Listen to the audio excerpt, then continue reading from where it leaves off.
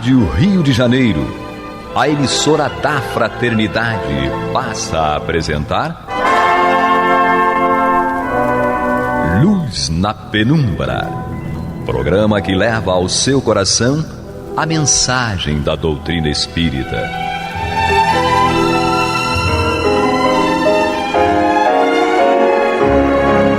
E com vocês, Henrique Parente, para o estudo de obras póstumas.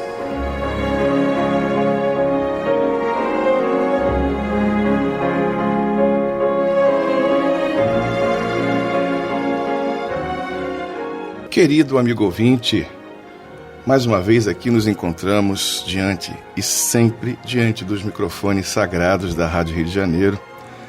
Eu digo sagrado porque é sempre uma grande oportunidade pensarmos, refletirmos a respeito dos temas que a doutrina espírita vem trazer para nós. Eu me chamo Henrique Parente e aqui o livro em estudo, o livro em questão, chama-se Obras Póstumas. É sempre bom lembrar para todos aqueles ouvintes que estão iniciando e até pela primeira vez, identificarem o que estamos fazendo. É uma obra em que contém nele trabalhos de Allan Kardec, só que ele não havia publicado. É claro que alguns temas Kardec já havia comentado a respeito e publicado nas obras básicas e outros artigos, e aqui ele traz também novos apontamentos a respeito de um tema onde ele pretendia aprofundar-se.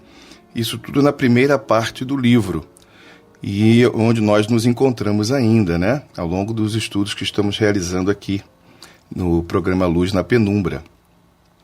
E na segunda parte, que é uma parte assim mais pessoal, eu diria, onde a esposa dele e o seu Marie, que organizaram este livro e publicaram 21 anos após a desencarnação de Allan Kardec, colocaram na segunda parte assuntos mais pessoais, relativos à comunicação que Kardec recebia na questão pessoal, e que envolvia assuntos dentro desse escopo, dentro dessa questão que Kardec, assim, delicadamente, cuidadosamente, eu dizia ocultava, mas não era a intenção de ocultar, mas não cabia, não era de bom tom publicar, pois mostrava, revelava um pouco do que Kardec, da pessoa que ele era, o espírito, a sua envergadura, a forma de tratamento de alguns espíritos superiores que lhe chamavam de mestre, e mestre no sentido mesmo de como se fosse um espírito superior.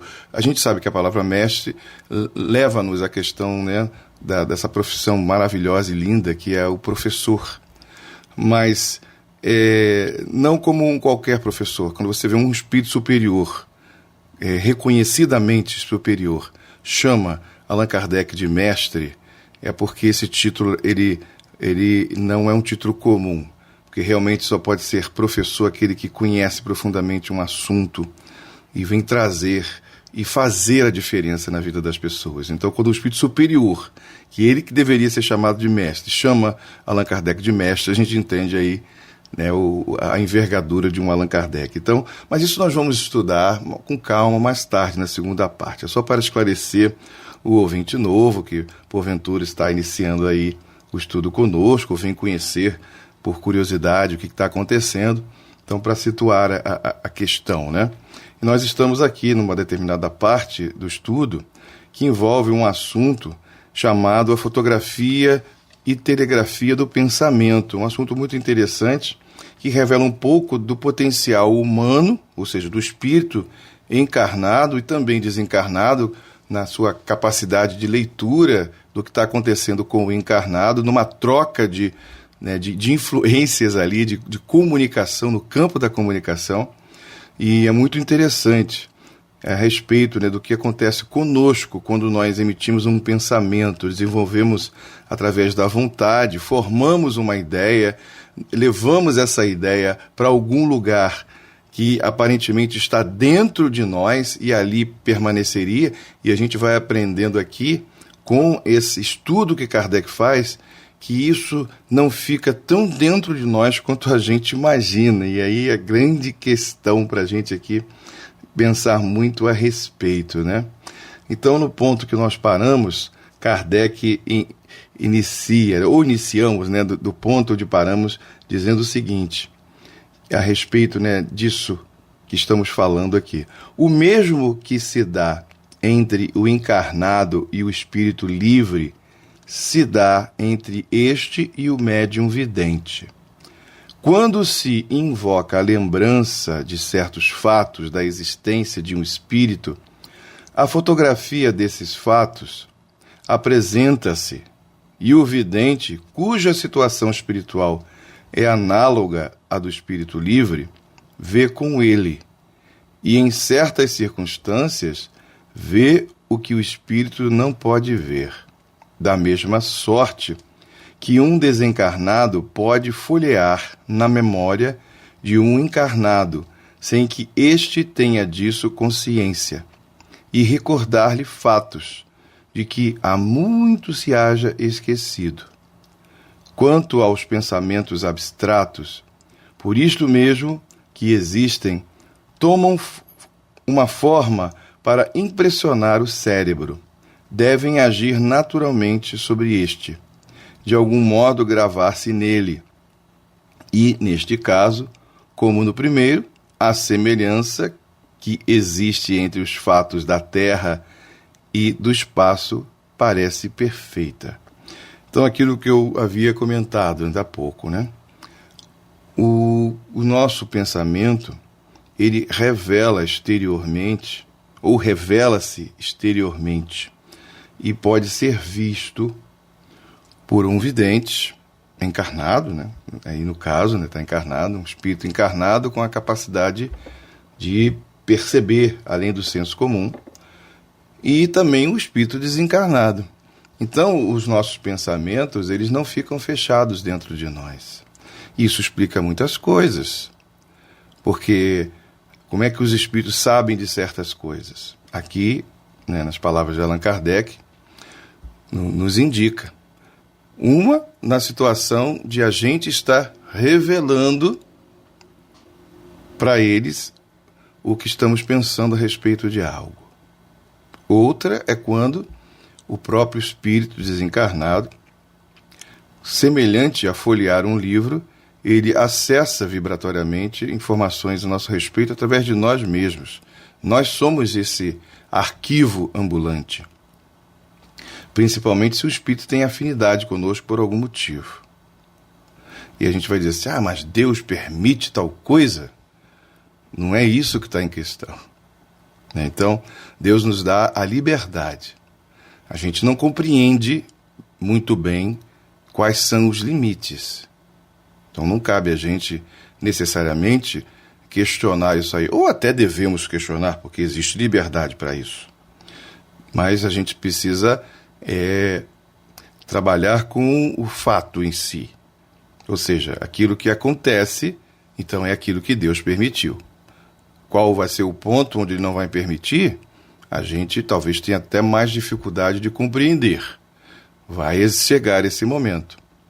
Então, como aqui o próprio texto revela que às vezes o vidente, ou seja, o espírito que está encarnado, mas que tem esse potencial, né, de perceber, de ver, de entender coisas incomuns aos olhos das pessoas em geral, este espírito aí dotado da faculdade de vidência, ele enxerga coisas a respeito de uma outra pessoa que nem o espírito desencarnado consegue. Olha que coisa interessante, né? Está aqui no texto, para que a gente possa pensar e refletir. E aí a gente percebe que isso depende de outras variáveis. A gente não, quando estuda essas coisas, a gente não vai ter a informação de todos os detalhes.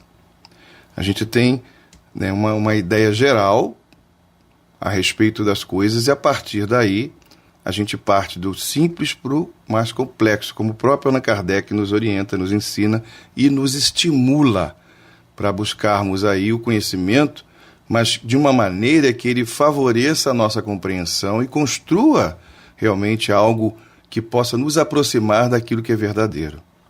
Então a gente parte de uma estrutura relativa até certo ponto, mas com assim, uma estrutura bem delineada, bem formada, por mais simples que pareça, aquilo é suficiente.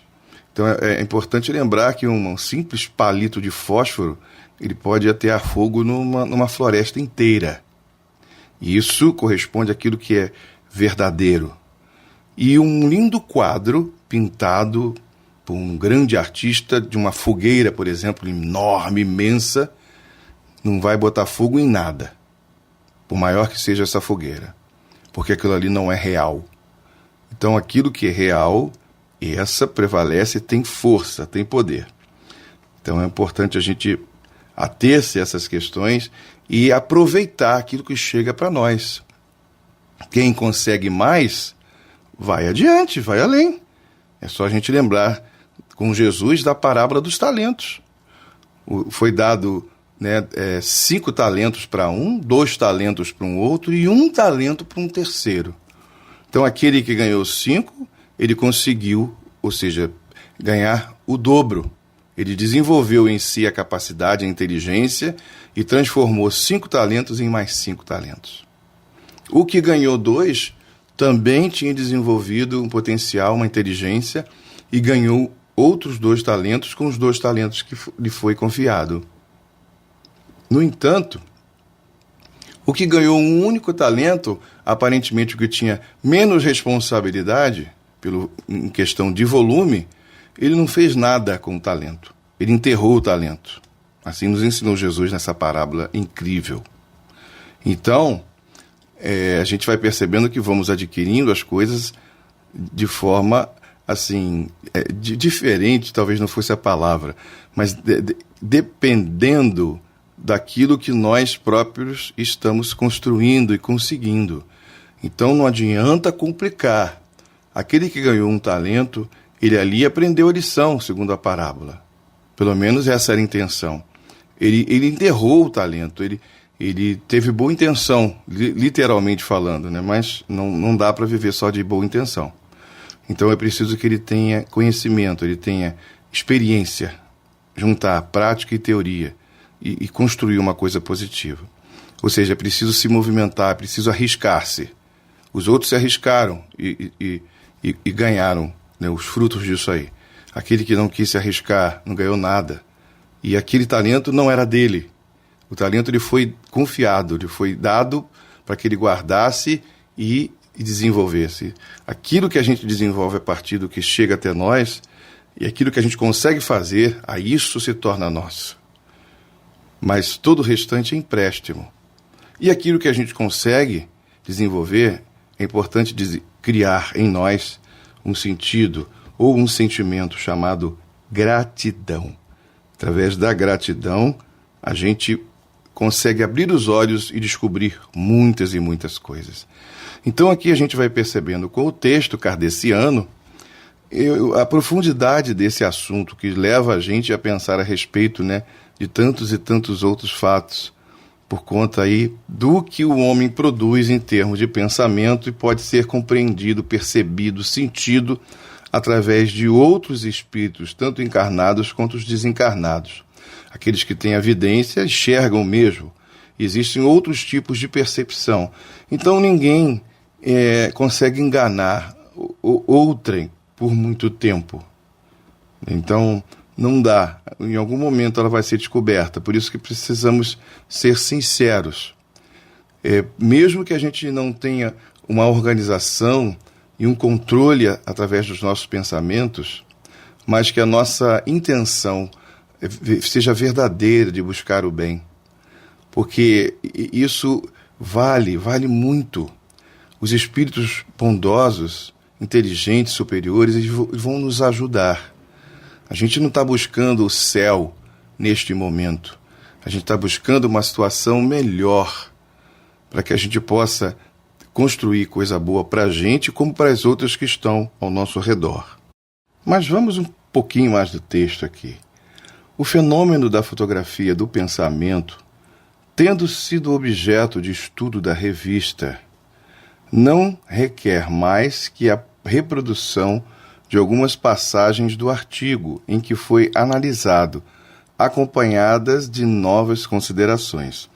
Exatamente aquilo que eu falava no início do programa. alguns dos temas, Kardec, ele estava assim, mexendo neles, acrescentando algumas coisas que poderiam preencher mais, ou dar um sentido mais profundo. Então é bacana você ver isso, que a coisa não está necessariamente, todas as coisas pelo menos, prontas, totalmente prontas. Existem, ou existiam, né, à sua época, questões que ainda ele gostaria, né, de trabalhar mais. E assim, esse é o tema aqui que estamos tratando também, é um desses temas. Então, consta também na Revista Espírita, e aqui ele trazendo acréscimos, argumentações que poderiam tornar o assunto ainda melhor, né?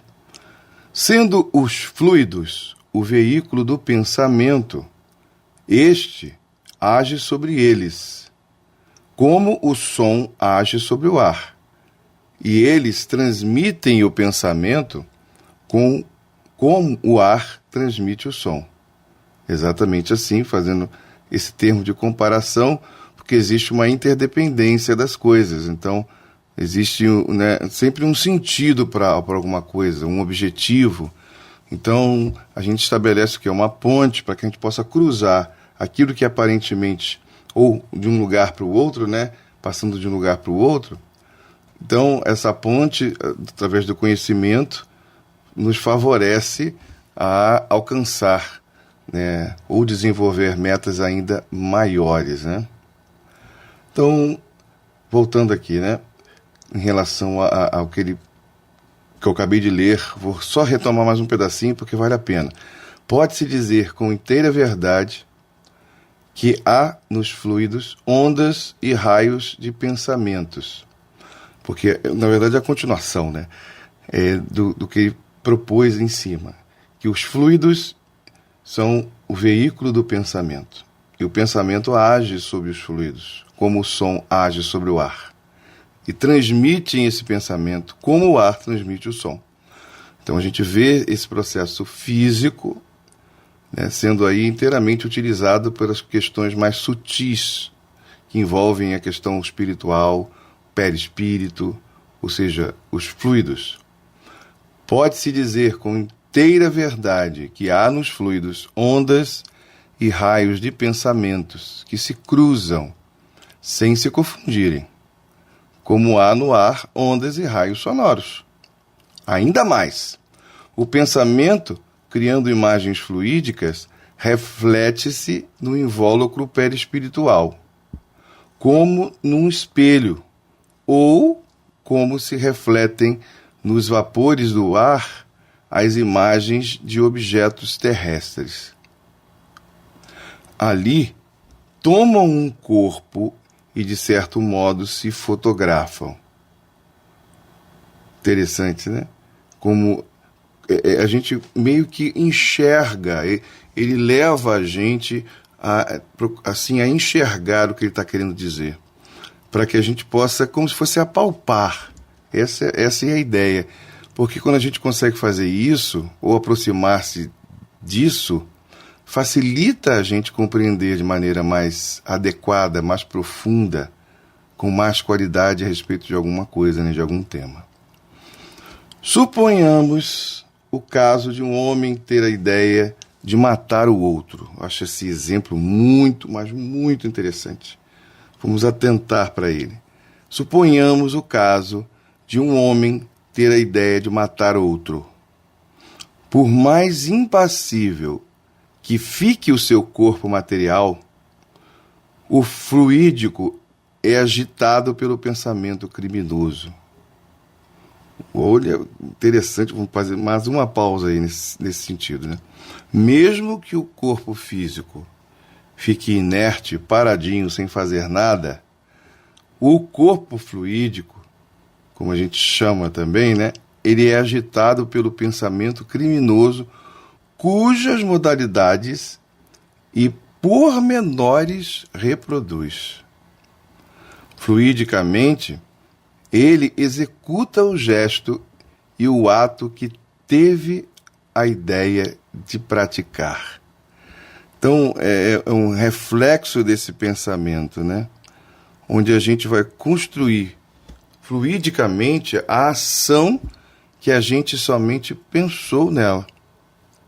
Então a gente é como se fosse uma tela de cinema, onde produzimos como se fosse uma holografia, né? Na atualidade a gente pode imaginar, né? Usando esse esquema, né? Que já foi eternizado aí em alguns filmes de Hollywood, essa capacidade da gente projetar no ar uma imagem sem utilizar uma televisão, hoje, né? Um tablet ou mesmo um celular, mas ele é projetado, essa imagem, no próprio ar. Então imagine exatamente aquilo, é o que acontece conosco.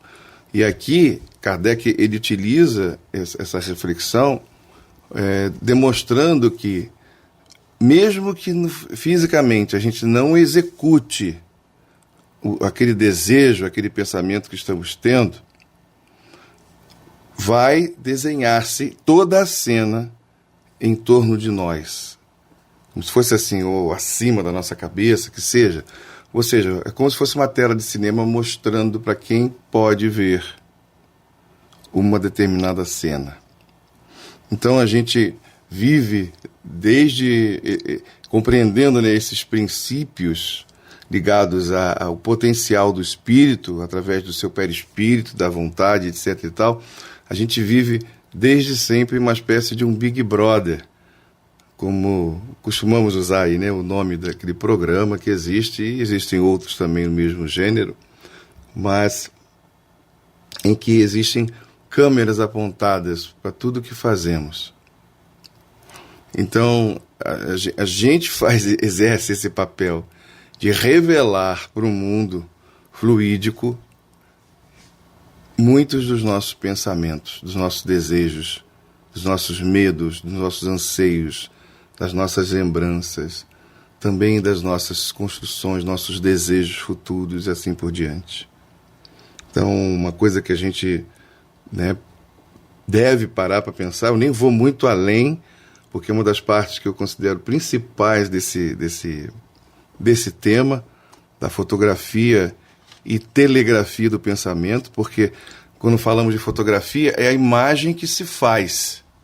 E é isso que a fotografia faz, né? E captura uma imagem.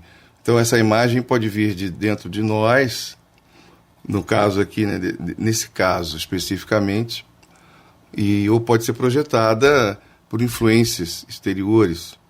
Então a ideia da fotografia do pensamento. Da telegrafia é a transmissão desse pensamento, onde a gente emite esse pensamento. A gente está vinculado a quê? Está vinculado a quem? Então, a gente vai direcionar e aí o pensamento alcança. E aí a gente entende o poder, por exemplo, de uma oração, de uma prece, e que alcança o seu objetivo. Pelo menos a intenção é o que a gente deseja. A importância não só da prática, mas principalmente da nossa sinceridade naquilo que estamos pensando e desejando. É preciso muita honestidade, porque tudo que existe em nós se revela. E aí uma outra frase que Jesus diz no Evangelho, que é inesquecível: não há nada oculto que não venha a ser revelado, nem há nada encoberto que não venha a ser descoberto. A frase vai além, ela não foi construída talvez somente para essas circunstâncias, mas podemos usar de maneira útil, né? Aquilo que escutai aos ouvidos, proclamai por sobre os telhados. E é mais ou menos isso que acontece. Ou seja, a gente não tem como se esconder. Nós não nos escondemos, né, nem dos espíritos, nem mesmo daqueles médiuns que têm essa capacidade, né, de ver além. Então a gente está ali completamente revelador. Somos reveladores do que existe dentro de nós. Então não dá para enganar a ninguém nesse sentido. Por isso que às vezes os espíritos dizem certas coisas, né, porque eles sabem que você está falando ali da boca para fora, mas o seu pensamento está bem distante. Mas nós vamos ficando por aqui, querido amigo ouvinte, desejando aí que todos que estão acompanhando, né, esses raciocínios, que estamos devagar, porque a ideia é que a gente compreenda melhor. Nós vamos dar continuidade ao estudo da fotografia e da telegrafia do pensamento no próximo programa. Mas não desligue o seu rádio, porque vem aí o estudo do Evangelho segundo o Espiritismo com o nosso querido irmão Antônio de Pádua. Muita paz a todos. Você está ouvindo o programa Luz na Penumbra.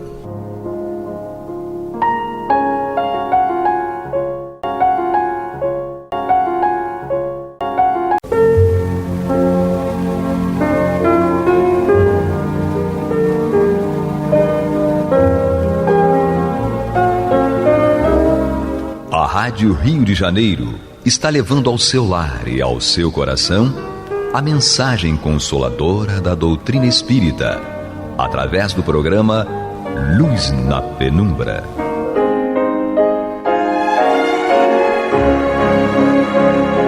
E com vocês, Antônio de Pádua Barbosa, para comentar o Evangelho segundo o Espiritismo da obra codificada por Allan Kardec.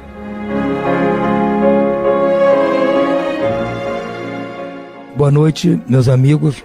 Estamos aqui dando continuidade ao programa Luz na Penumbra, no qual nós estudamos o Evangelho segundo o Espiritismo de Allan Kardec. Estamos em seu capítulo 5º, que tem por título Bem-aventurados os aflitos. Como eu disse a vocês no programa passado, eu considero esse capítulo aqui extremamente importante, esclarecedor, para nós termos condições de lidar com aquilo que mais nos incomoda, as nossas aflições. Porque elas são resultado de alguma coisa que está acontecendo e não está do nosso agrado. Algumas coisas estão acontecendo, não são do meu gosto, não são do meu agrado, isso me deixa aflito, sofrendo, amargurado. Então, esse capítulo trata desse assunto. Bem-aventurados os aflitos, como eu disse antes. Bem-aventurados nós, os aflitos, todos. Porque se eventualmente hoje você não está passando por uma aflição, não significa dizer que você já não passou antes, aí algum tempo, e não garante que você não vai passar no futuro. Então é bom que, se você não está passando no momento por aflição alguma, você se acautelar para não dar motivo para acontecer a aflição. É esse o estudo que nós temos aqui. Para aqueles que estão na aflição e para aqueles que já estiveram, ou como todo mundo, um dia vai passar pela aflição. Então está nos dizendo isso. Olha, se você está aflito, vamos dar um jeito de te consolar. Agora, se você não está, fique esperto. Porque, como diz Jesus, ai de vós, ricos, etc. Por quê? Você não está na aflição, mas fica prestando atenção. Te cuida, como se costuma dizer. Então, hoje, no item 4º, e no item 5º, eles têm subtítulo Causas Atuais das Aflições. Ou seja, o que está causando as nossas aflições, como nós vimos ontem. Se nós estamos aflitos, há uma causa. E essa causa só pode ser justa. Acontecendo algo que por justiça resultou para nós em aflição. Então, Kardec diz aqui nesse item 4º: as vicissitudes da vida são de duas espécies, ou, se quisermos, tem duas fontes bem diferentes que importa distinguir. Uma tem sua causa na vida presente, outras fora desta vida. E isso é importantíssimo, a lucidez, a simplicidade com que Kardec nos explica as coisas. As vicissitudes da vida, ou seja, as coisas desagradáveis da vida, as peripécias complicadas da nossa vida, são de duas espécies. Ele simplifica. Não tem que ficar dando milhões de explicações. Simples. Tem duas espécies de vicissitudes, dificuldades na vida. Ou, se quisermos, elas têm duas fontes bem diferentes. Ele tem dois motivos bem diferentes. Essas duas, vamos dizer assim, espécies de vicissitudes. Cada uma tem a sua fonte, o seu motivo. Uma tem causa na vida presente, ou seja, um tipo de vicissitude pelas quais estão passando agora tem sua causa na vida atual. Certo? Outra fora dessa vida atual. Dividiu em 2 tempos. E está lógico. Remontando-se à origem dos males terrestres, reconhecer-se-á que muitos são consequência natural do caráter e da conduta dos que os suportam. Então, se vamos pensar em todos os males que acontecem aqui conosco na Terra, vamos ver que eles são uma consequência natural do caráter e da conduta nossa. O que acontece de ruim para nós aqui, a gente for observar, a maioria das vezes é uma consequência natural, imperiosa, do nosso caráter, da nossa conduta, do nosso jeito. Quantos homens caem por sua própria culpa? Quantos são vítimas da imprevidência, do orgulho e da ambição? Não está falando nada de novo para nós. Nós sabemos disso, só não temos a coragem de admitir. Olhar no espelho e falar, realmente eu estou passando por essa situação difícil, mas qual foi o motivo? Eu fui imprevidente. Não, eu fui orgulhoso. Não, eu fui ambicioso. Então, ele está simplificando para nós, dizendo verdades que nós não queremos admitir. Se nós começarmos a admitir essas coisas, é o primeiro passo para a gente entender o que está acontecendo e tentar resolver para no futuro não continuar acontecendo. Quantos se arruinam por falta de ordem, perseverança, pelo mau proceder ou por não terem sabido limitar seus desejos? Gente, ele está falando de nós. Não está dizendo nada de novo. Está dizendo coisas que nós já sabemos, mas não queremos admitir. Diz aqui, quantos se arruinam por falta de ordem, é indisciplinado, não tem ordem nas coisas, depois diz que não sabe onde está, perdeu, não sabe onde botou, porque não tem ordem, não tem disciplina. De falta de perseverança, está difícil, desiste, não dá continuidade, não, mas tem que perseverar para resolver. Pelo mau proceder, não precisa nem falar, por não terem sabido limitar os desejos. Esse então, amigo, a gente ultrapassa muitas coisas, porque tem desejo de uma coisa e não sabe que não é hora, não deve, ou lá o que seja, e não consegue. É mais forte que a gente. Eu admito que é. É muito mais forte os desejos que nós temos. Em qualquer aspecto, qualquer tipo de desejo nosso, muitas vezes, ou a maioria das vezes, são muito fortes. É difícil lidar com isso. Mas vamos admitir, tá bom, eu estou passando por isso causado pelo meu não ter observado o limite dos meus desejos. Agora eu também não vou dizer, foi o último das pessoas. Não é isso, porque todos nós estamos no mesmo barco, vamos dizer que somos todos aflitos. Apenas agora estamos entendendo a situação e vamos ver se daqui para frente aprendamos a limitar os desejos, ser perseverantes, ser ordeiros e disciplinados e não proceder mal. Quantas uniões infelizes porque resultaram de um cálculo de interesse ou de vaidade e nas quais o coração não tomou parte alguma. É isso aí, gente. Na época de Kardec, que os casamentos não eram como hoje, que as pessoas casam por gosto. As pessoas casam com outro que gosta, quer casar, ama. E hoje é assim.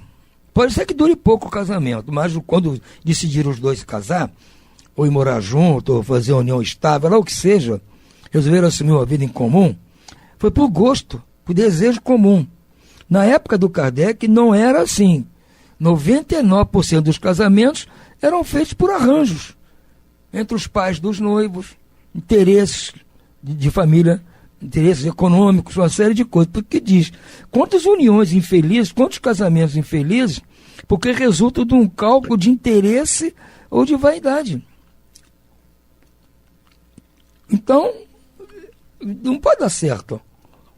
Meu casamento é infeliz. Mas quando você casou foi por amor? Não, eu estava interessado nas propriedades do meu futuro marido. Casei com ele interessada. Não. E você, feliz? Mas por que você casou? Não, você amava a moça? Não, eu estava inteira, porque ela era muito bonita, eu ficava vaidoso de ter ela como minha mulher, porque eu achava de mostrar para os outros que eu tinha uma mulher jovem, bonita. Eu tinha 30, 40, 50 anos mais que ela, mais que tem. Eu mostrava para ela, para todo mundo que eu era. Então não houve amor no casamento. Então o que ele está dizendo aqui?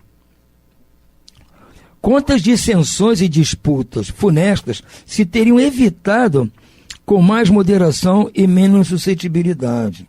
Ou seja, quanta encrenca, quer dizer, quantas dissensões, né? Quantas disputas funestas que poderiam levar até a morte, quantas encrencas poderiam ser evitadas se nós fôssemos mais moderados, ou seja, engolíssemos alguns sapos, e fôssemos menos suscetíveis, menos suscetibilidade, ou seja, menos fricote. Muita coisa podia ter sido evitada. Quantas doenças e enfermidades decorrem da intemperança e dos excessos de todo gênero. Pessoal, isso não precisa nem falar, né? Todos nós chegamos a uma idade avançada, cheio de problemas de saúde.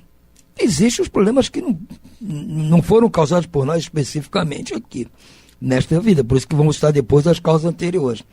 Mas muitos são porque nós abusamos. Abusamos de todo tipo, das alimentação, da falta de cuidado com o corpo, de arriscar em lugares com tempo complicado, tempo frio, sem agasalho, ou ficar demais no sol, na praia. A gente abusa. E agora depois fica velho, como é o meu caso aqui, aí tá cheio de coisa para reclamar. Ficou carregando muito peso quando era novo, depois agora está com dor na coluna. Gente, a gente abusa e depois a conta chega. Quantos pais são infelizes com seus filhos, porque não lhes combateram as más tendências desde o princípio. Por fraqueza ou indiferença, deixaram que neles se desenvolvessem os germes do orgulho, do egoísmo, da tola vaidade que produzem a secura no coração. Depois, mais tarde, quando colhem o que semearam, admiram-se e se afligem com a falta de respeito e ingratidão. Isso é o que a gente mais vê. Essa turma de hoje que está criando os filhos, a conta vai chegar. Vão reclamar depois que os filhos são insensíveis. Isso acontece muito lá no hemisfério norte, nos Estados Unidos, na Europa. As pessoas ficam reclamando que os filhos não dão atenção, sumiram no mundo. Mas como é que eles cuidaram desses filhos quando eram pequenos, quando estavam com controle da situação? É mais cômodo deixar fazer, deixa para lá. Porque trabalho, dá trabalho, veja atenção. Educar, cuidar de criança, educando, dá trabalho. É complicado. Nós temos que abdicar de uma série de coisas. Aí não quer. Aí depois vai reclamar que os filhos são ingratos. Gente, que todos os que são feridos no coração pelas vicissitudes e decepções da vida interroguem friamente suas consciências, que remontam passo a passo a origem dos males que os afligem e verifiquem se, na maior parte das vezes, não poderão dizer: se eu tivesse feito ou deixado de fazer tal coisa, não estaria em semelhante situação. Isso é uma coisa que toda hora nós estamos repetindo. Se eu tivesse feito assim, não estava passando por isso hoje. Ou, se eu não tivesse feito assim, não estaria passando por isso hoje. A gente escuta dos outros isso e escuta de nós mesmos falando isso. Voltar 30 anos. Mas eu podia ter feito daquele jeito. Podia ter ido diferente. Mas não fez. E agora chega a conta. A quem, portanto, deve o homem responsabilizar por todas essas aflições, se não a si mesmo? Então chegou a verdade. Quem é que causou toda a confusão pela qual nós estamos passando hoje? Quem foi? Não adianta culpar ninguém fora, terceirizar a culpa, não adianta. A justiça divina não aceita apelação, recurso, embargo. Não existe isso na justiça divina. Aqui você pode aprontar. Tá lá, a justiça mostra que as provas, tudo está lá comprovado. Mas sempre aparece ali um recurso, um embargo, sei lá. E aí o cara escapa. Mas da justiça divina não escapa, gente. Não escapa. Porque somos nós os próprios juízes de nós mesmos. A justiça divina apenas propõe como é feito, o rumo. Agora nós é que percebemos e aceitamos, antes de chegarmos para cá, de novo, reencarnarmos, vai passar por isso. Mas nós estamos tratando aqui só das coisas que estão fazendo nesta atual encarnação. Não estamos nem discutindo o que fez antes. Quantas coisas hoje poderiam ter sido evitadas se nós agíssemos de forma diferente nesta vida atual. O pacote de encrencas hoje seria bem menor. Ficaríamos só com as encrencas referentes às vidas anteriores, que nessa nós não podemos mexer. Vamos estudar no próximo item. Não podemos mexer. Agora, as de agora, com certeza. O homem, pois, em grande número de casos, é o causador de seus próprios infortúnios, mas em vez de reconhecê-lo, acha mais simples, menos humilhante para a sua vaidade acusar a sorte, a providência, a chance desfavorável, a má estrela, quando sua má estrela será na sua própria incúria. Isso aí que eu fiz, fica terceirizando a culpa, a responsabilidade. Os males dessa natureza fornecem seguramente um notável contingente das vicissitudes da vida. O homem as evitará quando trabalhar pelo aprimoramento moral, tanto quanto faz pelo seu melhoramento intelectual. Então, à medida que nós fomos melhorando a nossa parte moral, vamos diminuindo toda essa situação. Toda essa situação vai se acabar. Porque nós estamos vendo aqui, aprendendo a não dar margem, não dar aso para as coisas do futuro, as aflições do futuro. Estamos vendo que nesta própria vida nós não podemos ninguém dizer, eu não lembro da outra encarnação. Não sei o que houve. Meu amigo, estamos falando só desta. Você lembra tudo que você fez de bom, de ruim, de certo, de errado. Estamos vendo aqui, não estamos discutindo vidas passadas, estamos falando desta vida. Então, nesta própria vida estão os exemplos de coisas que nós deveríamos não ter feito e coisas que deveríamos ter feito e não fizemos. Então, podemos ainda mudar o rumo da história. Ainda nesta vida, nós podemos mudar. É porque eu disse, quando começamos a dar esse capítulo, tudo está nas nossas mãos. A partir deste minuto, vou mudar as coisas. Aí começa a fazer um exame de consciência e ver o que está pegando, em que você errou. Muitas coisas não vai dar mais para mexer. Não vai dar mais. Vamos dizer, aquele casamento errado. Não vai, já foi, casou há 40 anos, 30 anos, não pode descasar, voltar ao passado. Mas dá para lidar agora melhor com a situação, porque você já sabe qual é a causa. Lida melhor com o ex, lida melhor com os filhos, lida com tudo melhor, porque você já entendeu qual foi a causa. Então vamos evitar outros problemas no futuro. Mais para frente, outro programa, nós vamos estudar as causas anteriores, mas vamos ver as causas desta vida aqui, que nós tendo coragem de entender, de buscar, de aceitar a nossa culpa em tudo isso que está acontecendo, ajuda muito. É aí que começa a consolação nossa. Aí é que começa a consolação. É disso que trata este capítulo. Está nos preparando para entendermos como é a consolação que Jesus nos promete. Primeiro, vamos estudar a nossa situação, os motivos que nos levaram a esta situação.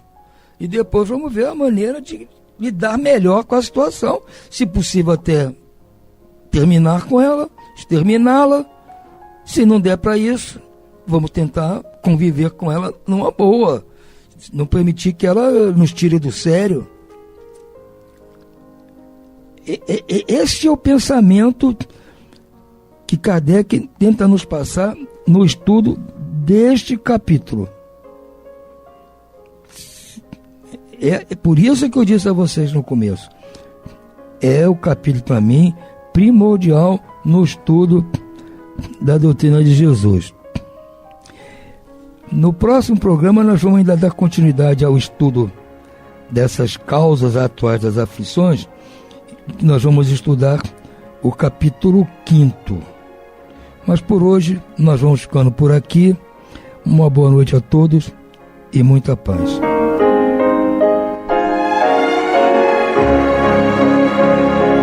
E vamos ouvir agora a prece de encerramento de nosso programa, na voz de Geraldo de Aquino. Jesus, dá-nos coragem para a luta, piedade para os insultos e misericórdia para as injustiças e ingratidões. Limpa nossa alma de inveja e ambições mesquinhas, de ódio e de vingança o nosso caminho.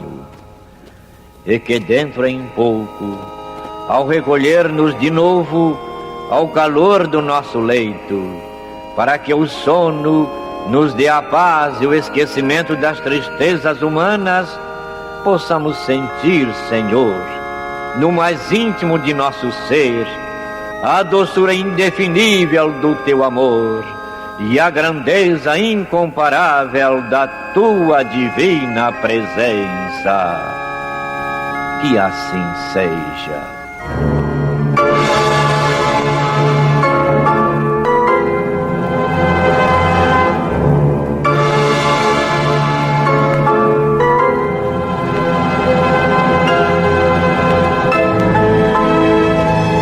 Acabamos de apresentar o programa Luz na Penumbra, que voltará a ser apresentado amanhã às 21 horas nesta emissora.